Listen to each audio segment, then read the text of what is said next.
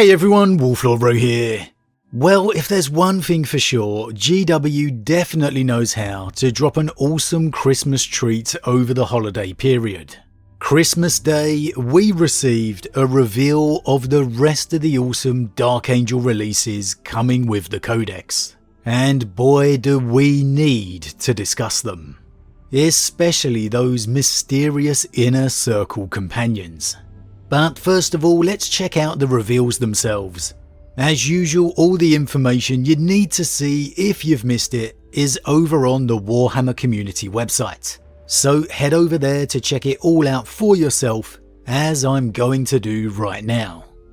So back in November, we got the awesome reveal of new Deathwing Knights on the way, as well as a gorgeous new Asmodai, honouring that old school 2nd edition artwork. We say it every time, but I'm absolutely loving the way these iconic characters are mirroring that old school art. It's just absolutely fantastic. And Asmodai is just the latest of undoubtedly the best model updates we've ever received. I mean, look at him. Absolutely beautiful. However, GW said that's not all for the Dark Angels. And boy were they not kidding. Kicking off with the master of the Deathwing, Belial. Now, we can't say old Belial's crossed the Rubicon here, because the Terminators have really just been scaled up, so they can pass as either Primaris or Firstborn, and it doesn't say either way. You'd assume he has, but until we get a concrete mention in the lore, we can't say for certain. But boy am I loving this. I really like this Belial update. The imposing stride forward, the glare on the face, the overhanging shadow-esque nature of the hood, the Stormbolter raised up, the flames and cape adding to that feel of the battlefield wind. It's just a great one, it really is. I know maybe it's just kind of your standard Dark Angels Terminator in a way, but I really like this one. Probably even more than Asmodai if truth be told. There's just something about it that really encapsulates the Dark Angels chapter. The character. The quality of that face sculpt is just amazing. The frown feeling like it's etched in stone. And we get a back view here with the alternate head option. An even better view of the face and frown. I'm liking the fact he has a receding hairline, just a little bit different from what you normally see. And in a way helping to enhance that character too, setting him apart from the others. It would have been nice to see a helmed option as well, but I guess you can kind of use any Terminator helm for that. And honestly, given how awesome that hooded one looks, I think most people are going to be going for that anyway. Again, I can't quite put my finger on what it is about this one, but I just really like it. He just feels powerful. Like this is the strength of the Dark Angels, of the Unforgiven. I'm really impressed with this Belial update. Probably my favourite one of all the Dark Angels, even over Asmodai. Now moving on, here we have the new edition of the mysterious Inner Circle companions. Now what do we have here? Armour in the darker colour of the Legion of old. Looking absolutely stunning. I think we undoubtedly have to give a hats off to the painter here for this paint job because it's beyond great.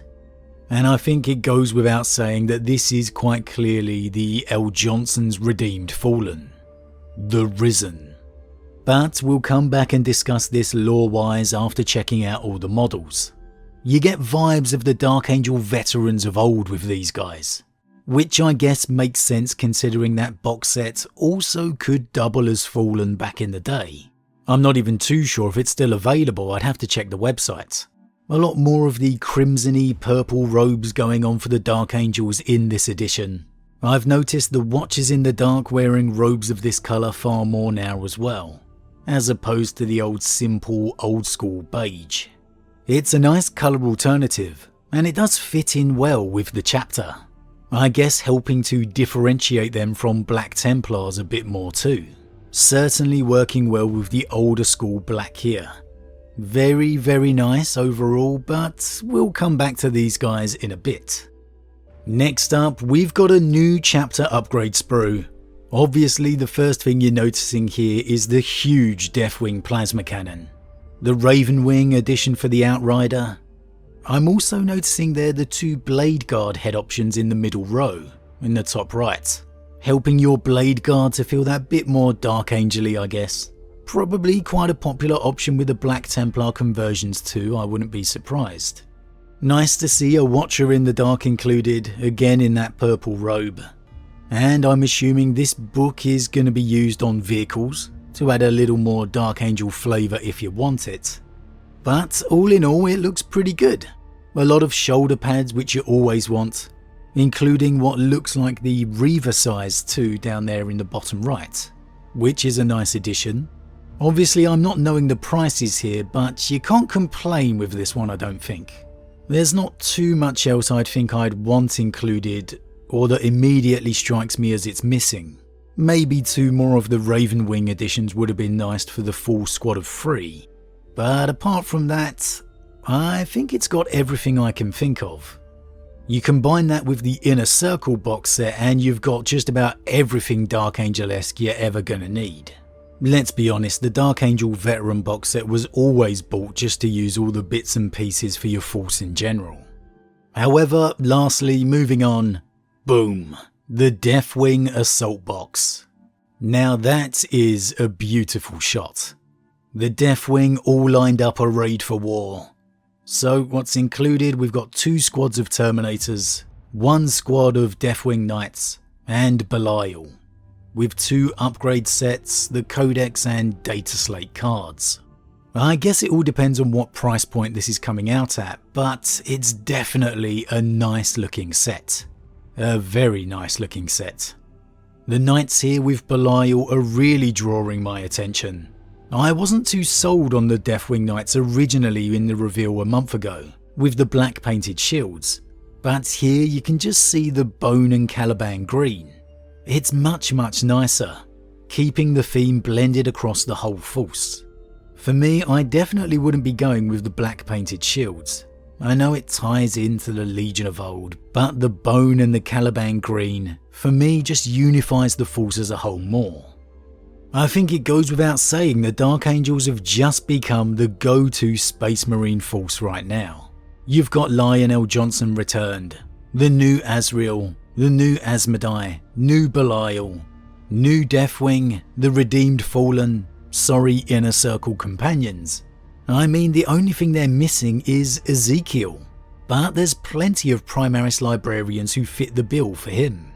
God, I hope the Blood Angels and Space Wolves get this kind of love and update when their codexes roll around too. I mean, come on, Wolfguard Terminator upgrades at least, please. Surely we'll get that. However, anyway, back to the Dark Angels. This is a range worthy of L. Johnson, and that Belial upgrade in particular is stealing the show for me. Maybe I'll change my mind when I see them in person, but here, just from the pictures alone, there's just that something about that Belial update. It just has that looming foreboding presence about it. It feels solid, it feels tough, and I always prefer the sculpts that feel like they're in the heat of the action. The definite winner for me. However, like I said, make sure to head over to the community site if you haven't to see them for yourselves properly. But now, let's talk some of those Inner Circle companions. And let's see what the little info here we get tells us. The Inner Circle companions are a mystery even to the Grand Masters of the Unforgiven chapters. What is known is that they began to appear shortly after the return of Lion L. Johnson, safeguarding the chapter's mightiest heroes, captains, librarians and legendary figures like Asmodai, with great sweeps of their Calibanite swords. Now that is incredibly interesting. They are a mystery even to the Grand Masters of the Unforgiven chapters. So I'm assuming here that obviously doesn't mean Asriel as well, which means L. Johnson is possibly keeping the redeemed secret, even from the other Unforgiven chapters, which is a surprise. I mean, come on here, it is undoubtedly the redeemed, the risen, the fallen who accepted the lion's offer of redemption within the lion's son of the forest. And most likely by now there is probably even more of them, although there were only 6 named in the Arcs of Omen the Lion campaign book, and 6 figures here. So hey, we'll just have to wait and see. Are we going to get a lore scene of L. Johnson discussing the Risen, the Fallen with the Dark Angel's inner circle, only to be told there's absolutely no way this will be accepted by the Unforgiven at large?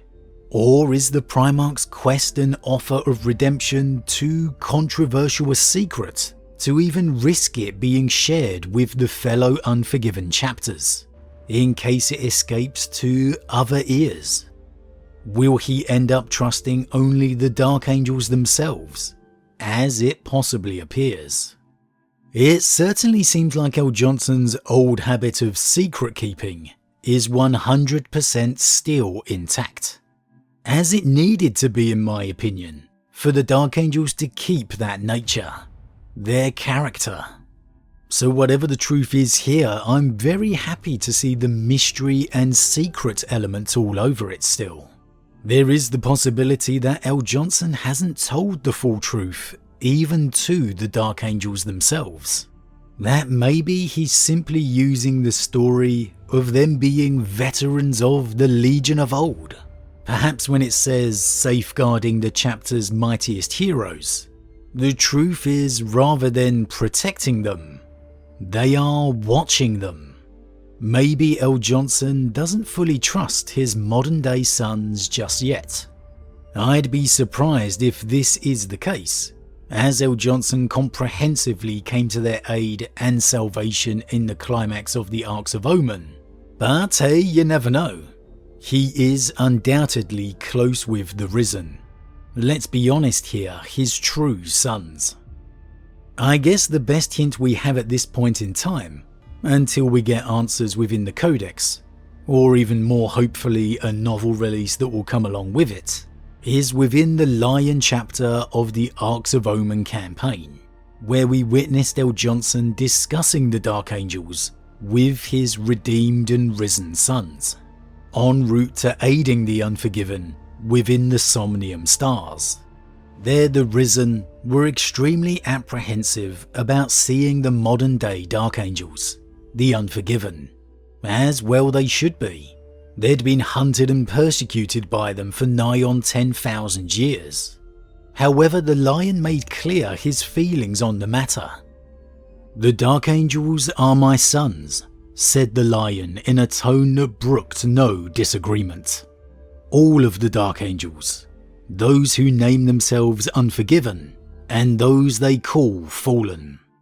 I have not forgotten this, and you may take my oath upon it that I will not allow it to be overlooked by anyone else. I care not whether they be lowly serf or my father himself upon his golden throne." "My lord," said Bors, his heart's thudding. He dropped to one knee, driven down by the force of conviction in the Lion's calm but utterly relentless words. He saw his brothers follow suit. "I reject none but the faithless," L. Johnson continued. "The betrayers, those who spurned all that the First Legion ever stood for, those who instead sullied their magnificence with the poison taint of chaos, as did the traitor Seraphax, as did Luther." And then, maybe most pointedly, the Lion states, "You are my risen sons.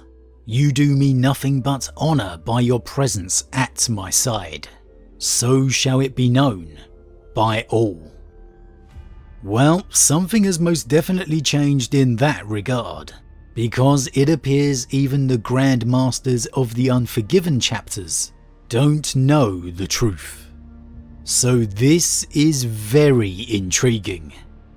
It's clear from the Lion's comments here, he expects his modern day sons to abide by his command, to accept the Risen, and that he trusts them, even before he's met them, being reunited with his chapter. So I think we can eliminate the theory of the Inner Circle companions watching the Dark Angel's commanders, at least at this point. And thus I think Azrael most definitely is going to have been informed of the full truth, and most likely the full Inner Circle of the Dark Angels as well. However, why this isn't being entrusted to the rest of the Unforgiven here, especially in light of the Lion's claim within the Arcs of Omen, is going to be incredibly interesting to see. Does he not want more guilt to be upon their shoulders? The sense that the pursuit of the fallen was wrong? Has the revelation of the Risen been harder to accept by the chapter than the Lion expected? That the hatred is too ingrained? Or maybe is it Azrael's counsel that changes the Lion's mind? The revelation that the wider Imperium would not be accepting if the truth came to light in the slightest. That the Inquisition would come. Maybe we're getting somewhere to the truth here, because we've already seen the revulsion in the Lion at the extremities of what the Imperium has become. Not the people, of course, but the controlling institution. I think that perhaps could be it. One war at a time, L. Johnson. Keep the secret for now, until the Imperium is back in one piece. Then he can worry about the Inquisition. I'm certain we'll get some form of answers within the Codex. However, I really hope we get a novel covering the Lion's real return with his chapter. I haven't seen anything teased unless I've missed it, so maybe it's not coming anytime soon. But surely we've got to get to see these conversations happen firsthand. Have that end with a message coming in from Guilliman, or the arrival of the Indomitus fleet, and then that can lead up to the brothers' reunion. Fingers crossed we don't have to wait too long for the answers either way, and why the Lion is still keeping his secrets, despite his recent claims otherwise. But as always everyone, what do you think? What do you think of these latest Dark Angels reveals? Do they now have the best range out there? And just what do you think is the truth of the Inner Circle companions? Are they quite obviously the Risen? Or do you maybe think there's someone else? And why do you think the rest of the Unforgiven is not being trusted with the truth of their nature? Why is the Lion still keeping his secrets, despite claiming he wouldn't? And what do you think's transpired that has changed his mind? As always, leave your thoughts in the comments below. Huge thank you to all my subscribers, your support truly means a lot to me, it really does. If you're new, please consider subscribing to help the channel grow. And if you enjoyed this particular vid, then why not drop a like on it too. But with that said, I am off, and I'll see you all again real soon.